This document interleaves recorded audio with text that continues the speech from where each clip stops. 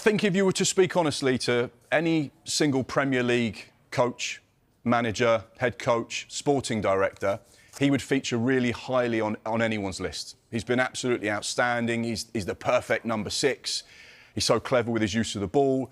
I think when you look at Newcastle's ability to attract him, I think it shows a lot about the club, his desire to go and play in the North East, the type of project that they were creating, and the fact that they could prize someone away from Italy who is seen as a huge part of the future of Italian football through central midfield.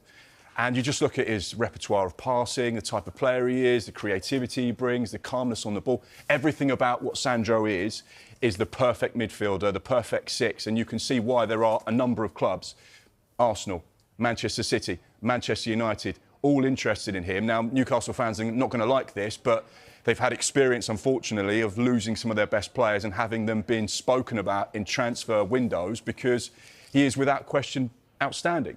We know that Man City have to do a little bit of jiggery-pokery with their midfielders, but they are very much in the market for a central midfielder. We know that Arsenal, very similar situation as well. And Manchester United, this is absolutely an area of concern. We know that Kobbie Mainoo is getting close to a new contract, but there's big question marks over the future of Casemiro, whether he'll stay at Old Trafford. So they're in the market once again, and this man features on all of their lists. He's got a contract until 2029, and we know that there will be huge resistance, both from the Newcastle fans and from the hierarchy, because they have said, the CEO has come out and said at Newcastle, we want to win the Premier League by 2030. You don't go and challenge for the best honours by selling your best players. But we know, unfortunately for the fans, there'll be a lot of speculation about his future. Now, his agent has also been speaking, Giuseppe Riso, and he's quite vocal, quite public, quite opinionated. We love that. And not afraid to say what he thinks. He says that Sandro Tonali should be playing Champions League football, which we know is very unlikely at this stage for Newcastle. So therefore, is he opening the door to say, you know, he might be available, but look at the price tag. Newcastle paid 56 million plus additional add-ons. It's going to be a £100 million player, at least. He's an expensive acquisition. Also thought to themselves, let's not push things in January, let's take our time and do a proper rebuild in the summer, because anything they do now would impact what they can do in the off-season.